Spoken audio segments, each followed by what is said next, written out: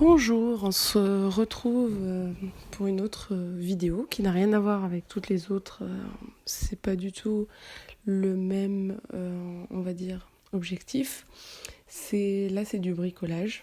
Donc, c'est une réparation d'une machine à laver. Une machine à laver de la marque Electrolux. Donc, le principe pour cette réparation de ce qui s'est passé, là je vais vous expliquer, reste le même pour ce type de machine. On va dire ouverture,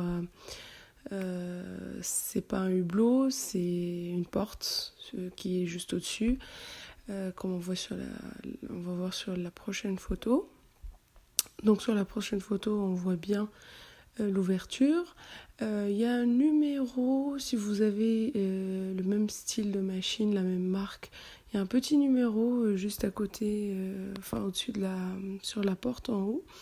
Donc on va rapprocher sur la deuxième photo.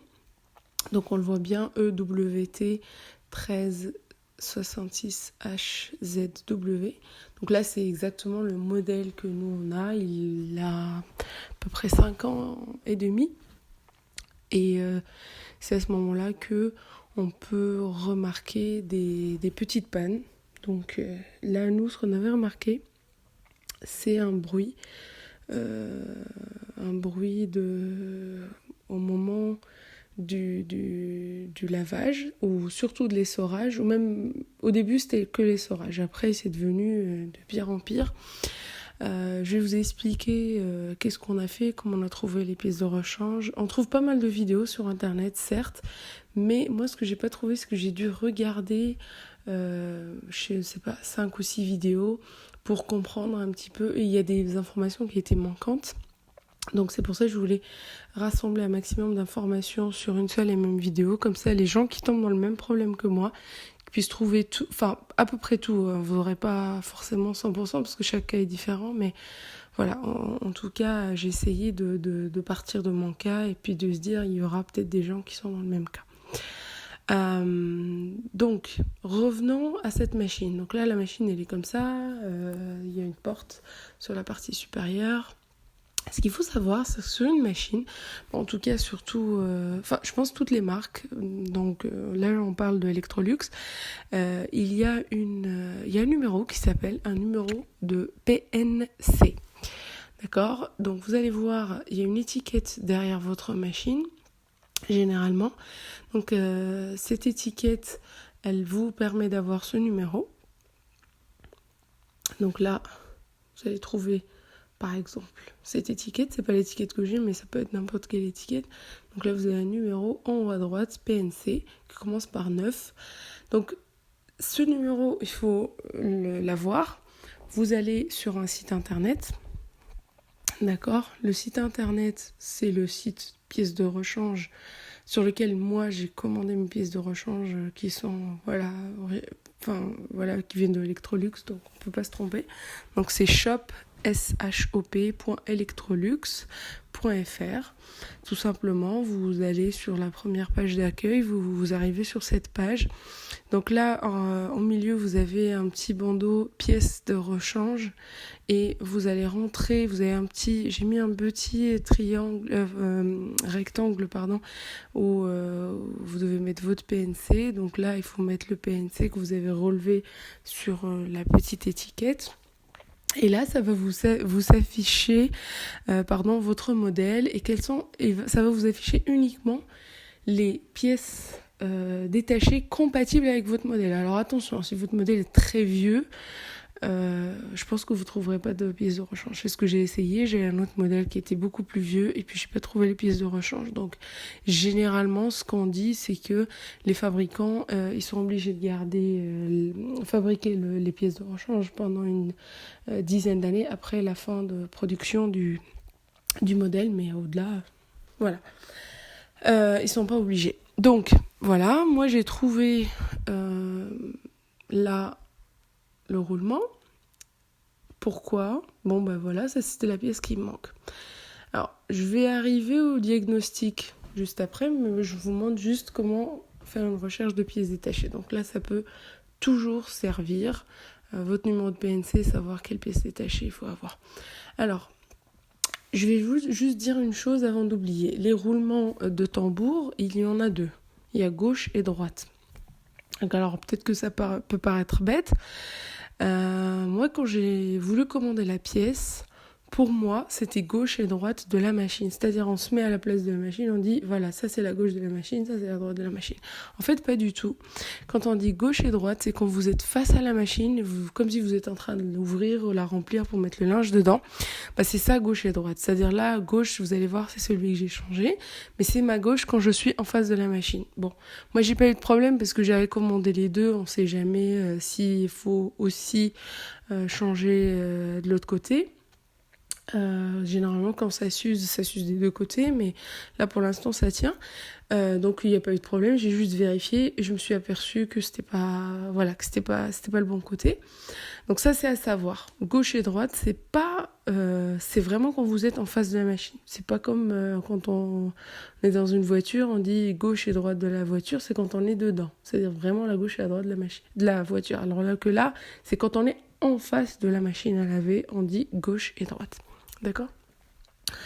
Alors, la suite.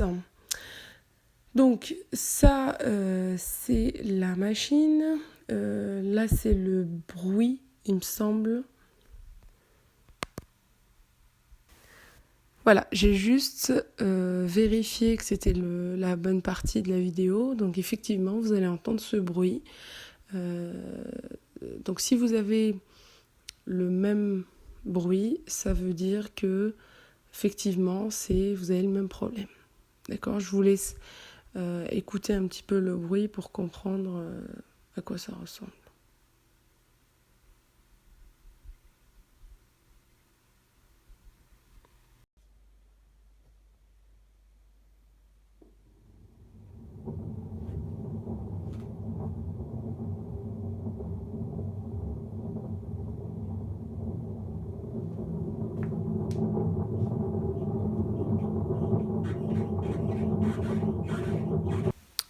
Alors, la suite, là, c'est le côté de la machine. Alors, pour le diagnostic, ça se passe comment ? Moi, j'ai démonté les deux. Donc, on a démonté Je dis on a parce qu'on était à deux.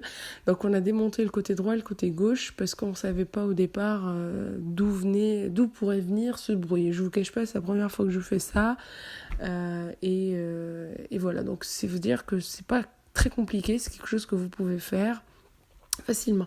Donc on a démonté ce côté-là. Donc comment on a démonté ce côté-là ? Vous allez voir sur la vidéo suivante, celle-ci, que il y a des vis juste derrière. Donc ce qu'il faut, c'est dévisser les 4 vis de mémoire. Vous avez des vis tout le long, je pense que c'est 4 vis, donc il faut dévisser les 4 vis. Après, il y a une certaine façon de faire, il ne faut pas forcer, il ne faut pas tirer dessus, il faut pousser la porte comme si vous l'avez poussé, vous voyez le mur, vous poussez vers le mur et après, hop, ça redescend. Enfin, c'est une sécurité pour que ça tienne, donc voilà. Et vous allez trouver, c'est très facile, d'accord ? Donc, suite au démontage, ça c'était ce qu'on a trouvé, d'accord ?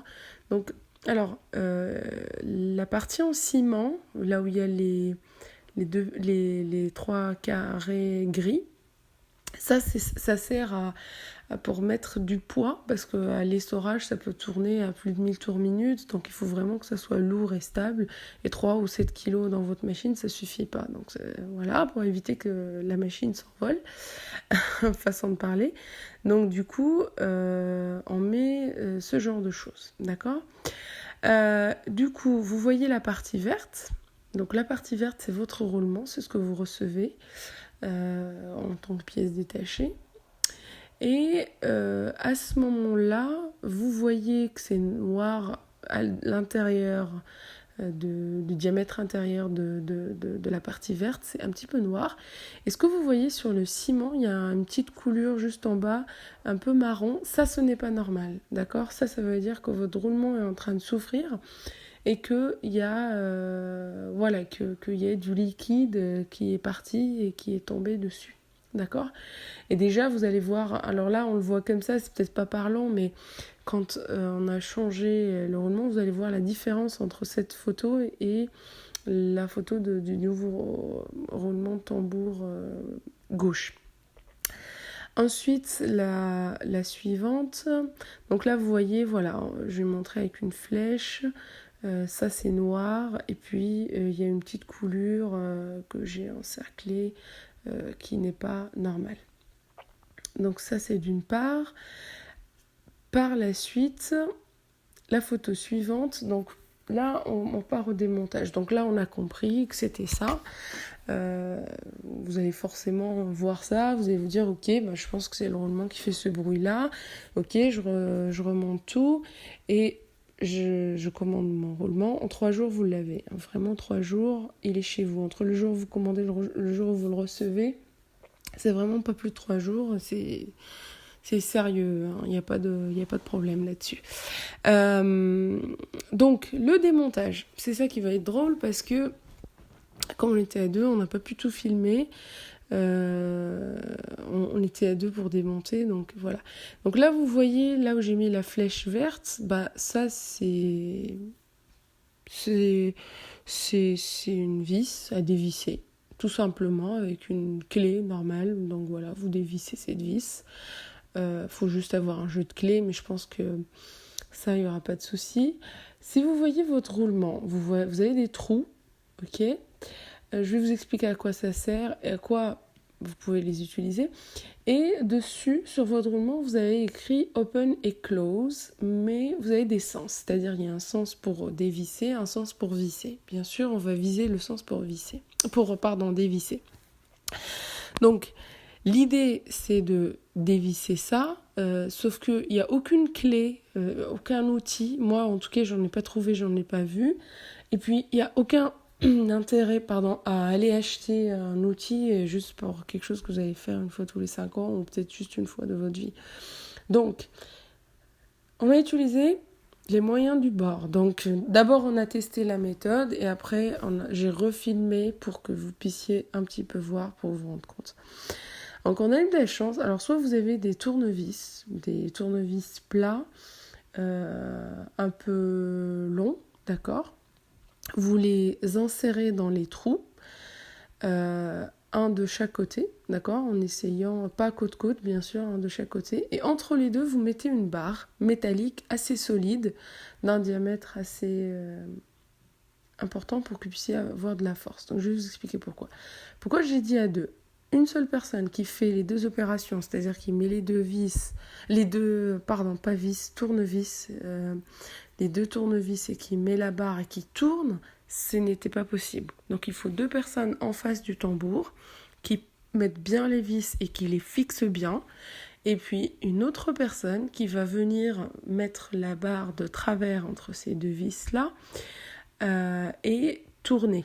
D'accord ? Donc attention, là vous allez voir la vidéo où on montre ça, sauf que nous on a utilisé la vidéo. Donc sauf que nous, on avait déjà dévissé. Vous avez vu, la petite vis est partie. On a mis 2 clous qui étaient quand même assez costauds.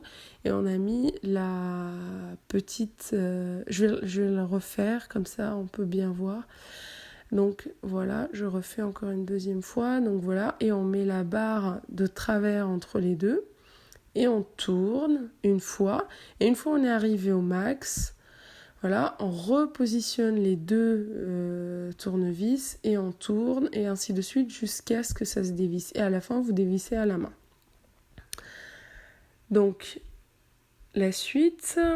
Donc là, voilà, le roulement, il est dévissé. Vous allez le voir, à la fin, ça se dévisse très très facilement. Là, parce que je l'avais dévissé et remis pour montrer la vidéo. Donc là, vous allez voir à l'intérieur à quel point c'était sale. Donc c'est pas étonnant que le roulement s'use.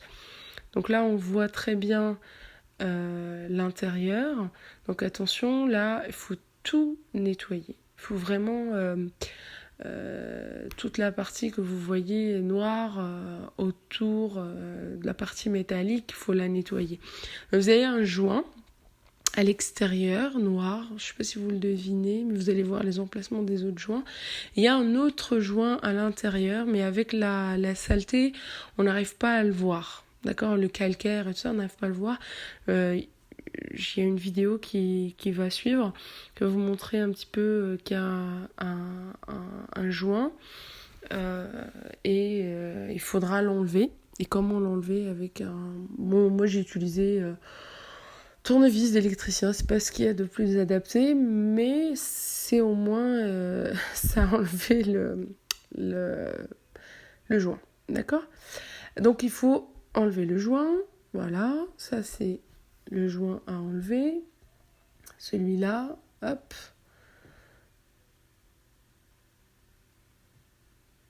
Voilà, c'est retiré. Et après, je vais vous le montrer. Donc il est juste là. Et il faudra enlever tout ça. Parce que si vous remettez votre... comment dirais-je, roulement par-dessus ça, c'est pas la peine. Alors attention, je vais vous donner une petite astuce. Nous, l'eau est trop calcaire ici, donc on a fait... voilà, c'est la raison pour laquelle c'est dans cet état-là. Et aussi, on a utilisé un aspirateur pour aspirer en même temps ou en grattant un petit peu, après je mets l'aspirateur parce que j'avais pas envie que ça tombe à l'intérieur, je sais pas ce qu'il y a à l'intérieur, donc ça sera pas en contact avec vos vêtements, ça je vous l'assure, mais voilà, donc j'ai mal filmé un petit peu, je me suis écartée.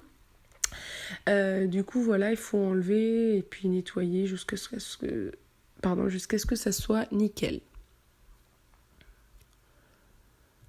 Donc la suite, donc là c'est après le nettoyage, c'est clean, c'est propre, avec une éponge, il ne faut pas hésiter. Là on a retiré le joint, donc si on revient un petit peu en arrière, on a retiré le joint extérieur qu'il y avait aussi, j'avais oublié de dire ça. Là c'est propre, j'y suis allée avec une éponge, un petit peu d'eau savonneuse et puis voilà, c'est nickel maintenant. Et on se prépare pour mettre notre joint. Alors attention, le petit joint que vous avez retiré voilà, juste avant, je vais vous le montrer. Donc là, ça sera votre kit. Donc ça, c'est le joint où j'ai mis les flèches rouges et flèches vertes. Donc il y a un sens pour mettre ce joint. Ce joint se met, c'est-à-dire la partie où j'ai mis la flèche verte, se met en contact avec l'intérieur et la petite lèvre que vous voyez où j'ai mis la flèche rouge reste à l'extérieur, c'est-à-dire face à vous, d'accord? Donc il y a une partie, vous allez voir, une partie où c'est plat et une autre partie où c'est comme ce qu'on appelle ça une lèvre pour un joint. Et c'est celle-là qui doit être à l'extérieur. Donc il faut le mettre, c'est très serré, c'est normal. Il faut le mettre et avec votre petit tournevis qui ne soit pas coupant ou pour qu'il ne blesse pas le joint, donc vous poussez jusqu'au bout, jusqu'à ce que vous ne puissiez plus aller plus loin. Donc c'est très important cette étanchéité. D'accord ? Ça c'est un joint pour faire de l'étanchéité et c'est très important de faire ça. Par la suite, vous avez un peu de graisse, le tube en plus, le tube blanc en haut à gauche, c'est pour mettre un petit peu de graisse. Donc quand vous aurez mis votre joint, là vous allez mettre un petit peu de graisse de l'extérieur sur le joint. Et puis voilà, donc on passe à la suite. Donc là j'ai mis 2 cercles, un noir et un rouge. Le rouge, c'est là où vous allez mettre votre petit joint à lèvre dans le bon sens, c'est-à-dire la lèvre vers l'extérieur, vers vous, et la partie plate, elle est vers l'intérieur, c'est-à-dire en contact avec le métal. D'accord ? Et le grand joint qui est circulaire, il faut qu'il soit à l'extérieur sur la partie plastique, là où vous l'avez retiré. Donc pensez à bien respecter ça. Et vous avez fini. Donc là, vous remettez votre roulement comme il était. Vous tournez, vous vissez à la main. Donc vous inquiétez pas, la petite partie métallique, elle va se centrer. Il faut juste peut-être, parce que quand vous relâchez, il faut juste peut-être soulever un petit peu, mais soulever le tambour, c'est-à-dire ouvrez la machine à laver, mettez votre main dedans, soulevez le tambour un tout petit peu, juste pour que ça soit centré, et après, hop, vous mettez le roulement, la partie verte, et vous vissez à la main. Une fois ça a pris, vous ne pouvez plus aller plus loin. Là, vous recommencez la même méthode que le dévissage. C'est-à-dire, vous mettez vos 2 clous. Nous, on avait des clous, on a fait avec ce qu'on avait. On n'avait pas de tournevis à ce moment-là. Mais donc, si vous avez 2 tournevis avec un bâton ou une pièce, un tube métallique bien costaud, vous mettez en travers entre les deux et vous vissez de la même manière. C'est très important de bien visser. C'est-à-dire, quand vous vissez, quand vous touchez la surface grise et la surface de votre roulement, normalement, ça doit se faire le même corps. C'est-à-dire, vous ne devez pas sentir de décalage. Donc, normalement, à la fin, c'est comme ça. Donc voilà, vous n'oubliez pas votre vis, vous remettez la vis là où il y a une petite couleur bleue, vous la remettez, vous serrez. Alors nous, ce qu'on a fait, c'est qu'on a fait une machine à vide de 15 minutes pour essayer de voir un petit peu ce que ça donne, comment ça tourne. On a fait des petites vitesses aux puissances d'essorage. Et après, on a augmenté pour être sûr, parce que comme on n'est pas des professionnels, voilà, on a réparé ça. Alors, on l'a réparé il y a une semaine. On a fait des lessives avec, on a lavé plein de vêtements, donc il n'y a aucun souci, ça tient, il n'y a pas de problème. Faites juste attention, voilà, comme j'ai dit, il faut que la partie grise qui entoure le roulement, la partie verte, la partie plastique verte, où il y a les trous, il faut que ça soit vraiment à plat et que ça soit la même surface. Donc voilà, ma vidéo aujourd'hui est terminée. N'hésitez pas à me mettre des commentaires, me poser des questions si je n'étais pas claire. N'oubliez pas de vous abonner à la chaîne et puis d'activer les notifications. Comme ça, vous serez notifié quand il y aura du nouveau sur ma chaîne. Merci, au revoir.